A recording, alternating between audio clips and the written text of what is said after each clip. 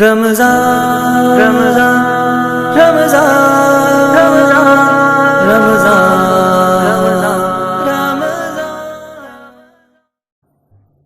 السلام علیکم ورحمۃ اللہ وبرکاتہ۔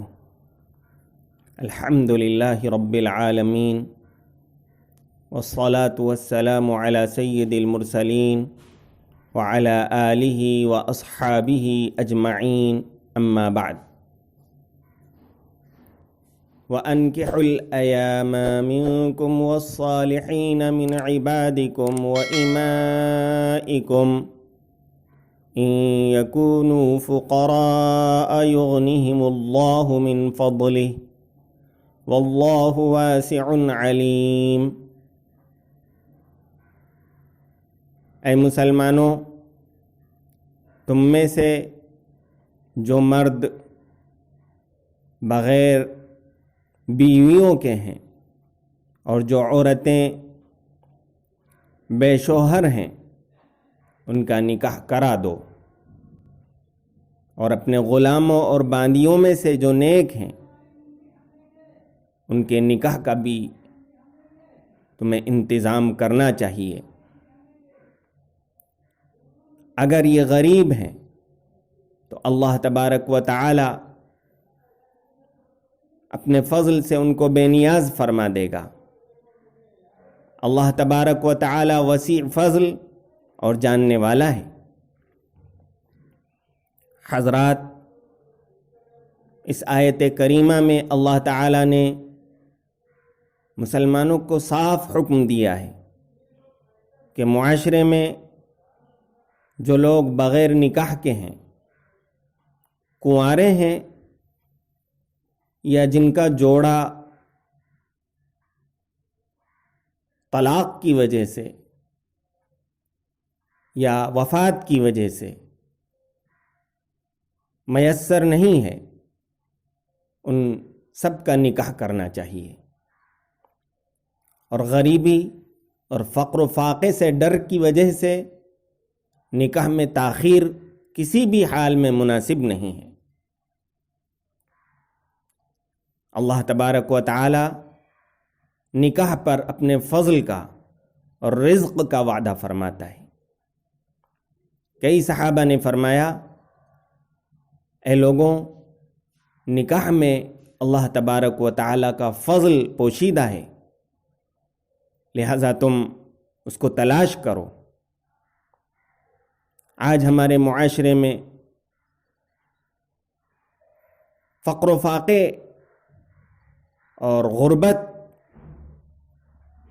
کی وجہ سے نکاح میں تاخیر کی جاتی ہے، بلکہ ایک موہوم ترقی اور متوقع مالداری کی تلاش و جستجو کی وجہ سے نکاح کو لیٹ کیا جاتا ہے۔ اس آیت میں اللہ تبارک و تعالی نے اسی نفسیات پر ضرب لگائی ہے اور فرمایا کہ تمہیں غربت سے نہیں ڈرنا چاہیے کہ جب ان کا نکاح ہو جائے گا اور ان کے اولاد ہوگی تو رزق کا انتظام کیسے ہوگا۔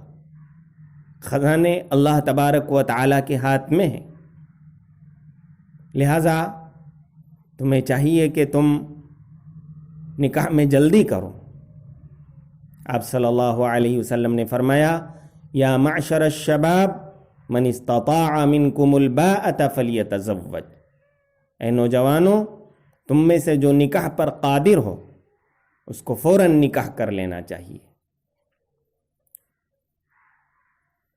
حضرات، نکاح شریعت میں مطلوب ہے، پسندیدہ ہے، اسی لیے شریعت نے اس کو بہت آسان بنایا ہے اور اس کی آسانی کو پسند فرمایا ہے۔ پھر شریعت نے دینداری، پرہیزگاری اور تقوی کو نکاح میں معیار بنایا ہے اور اس کو پیش نظر رکھنے کا حکم دیا ہے۔ اللہ کے رسول صلی اللہ علیہ وسلم نے ارشاد فرمایا تنکح المرأة لأربع لمالها ولحسبها ولجمالها ولدینها فاظفر بذات الدین تربت یداک، کہ بعض لوگ عورت کے حسن و جمال کو دیکھ کر نکاح کرتے ہیں، بعض اس کے مال کو دولت کو دیکھ کر، بعض حسب و نسب کو دیکھتے ہیں، لیکن اے پیارے تم دیندار عورت سے نکاح کر کر کامیابی حاصل کر لینا۔ آپ نے دیندار عورت کو چننا کامیابی قرار دیا۔ ایک دوسری حدیث میں ارشاد فرمایا اذا خطب الیکم من ترضون دینہ وخلقہ فزوجوہ الا تفعلوہ تکن فتنۃ فی الارض وفساد عریض، کہ جب تمہارے پاس ایسا آدمی پیغام لائے، تمہاری بیٹیوں اور بہنوں کو ایسا شخص پیغام دے اور تم سے گزارش کرے نکاح کی، جس شخص کے دین اور تقوی کو اور اخلاق کو تم اچھا سمجھتے ہو تو تم اس سے نکاح کر دینا، اگر ایسا نہیں کرو گے تو زمین میں فتنہ و فساد برپا ہو جائے گا۔ حضرات، آج ہم نے نکاح کو ایک مشکل امر قرار دے دیا ہے اور بہت ساری اس میں ہم نے رسمیں ایجاد کر لی ہیں، جس کی وجہ سے وہ انتہائی مشکل معاملہ ہو گیا ہے، حالانکہ شریعت نے اس کو بڑی آسانی سے حل فرمایا ہے اور صرف دین کو بنیاد بنا کر نکاح کرنے کا حکم دیا ہے۔ مہر کو بھی شریعت نے کم رکھنے کی تلقین کی ہے۔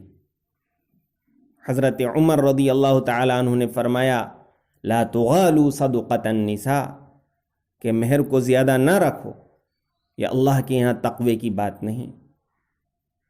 عہدے اور منصب نہ دیکھو بلکہ دین دیکھو۔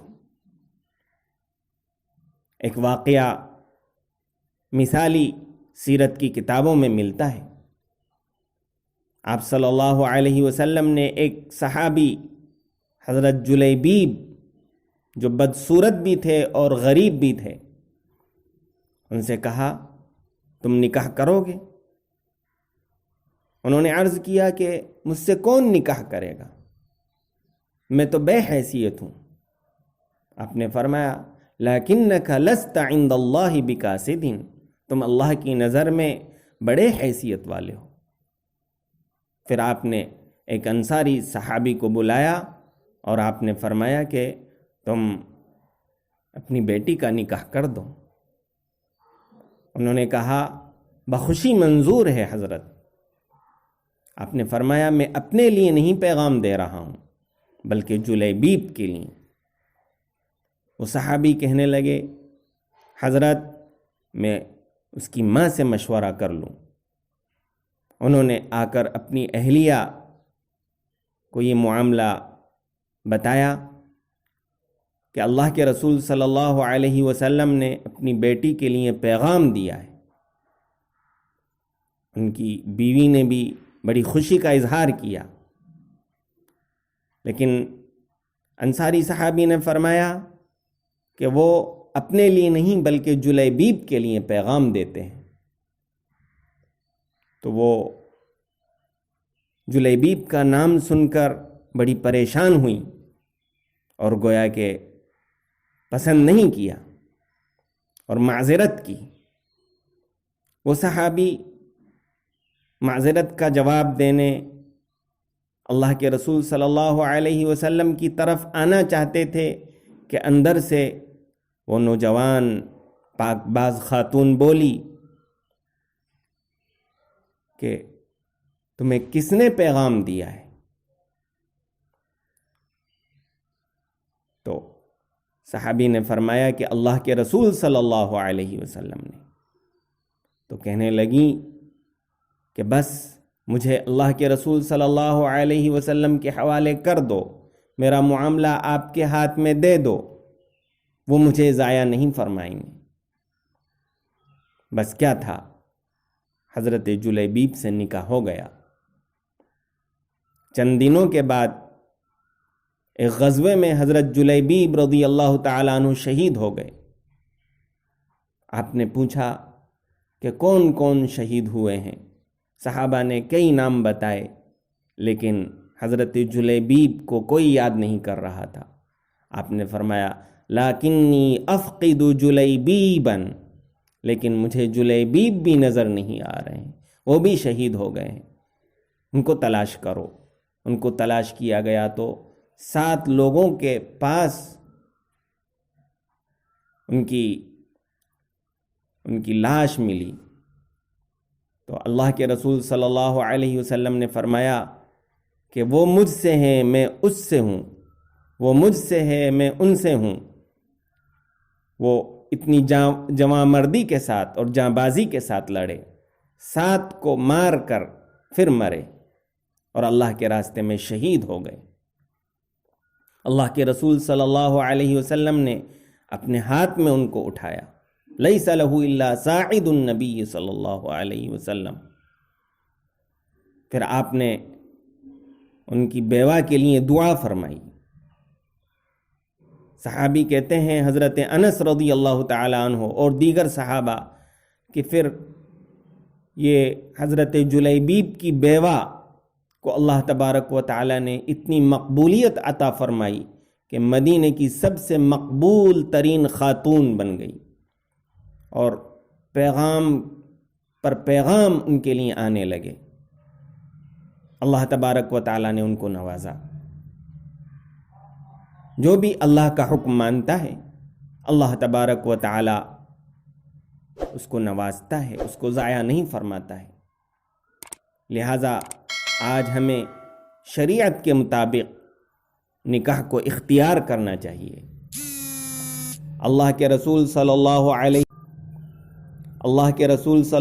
علیہ وسلم نے ارشاد فرمایا ثلاثۃ حق علی اللہ عونہم،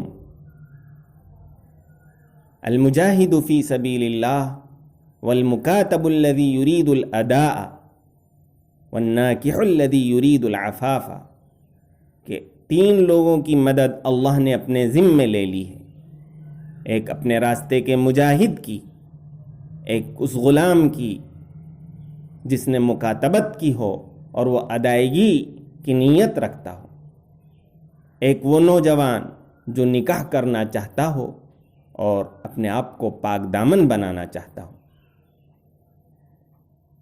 نکاح ہم اللہ کی عبادت سمجھ کے کریں، معاشرے کی رسم نہ سمجھیں اور معاشرے کی بیڑیوں میں اپنے آپ کو نہ جکڑیں۔ یہ بارات کی رسم، یہ ولیمے کی اعلیٰ شان معیار کی رسم، ولیمہ جو سنت ہے وہ تو اپنی حیثیت کے مطابق ہے۔ اللہ کے رسول صلی اللہ علیہ وسلم نے دونوں نمونے ہمارے سامنے پیش فرمائے ہیں کہ آپ نے بکری ذبح کر کے بھی ولیمہ فرمایا اور آپ نے ستو اور پنیر وغیرہ کے ذریعے سے بھی ولیمہ فرمایا۔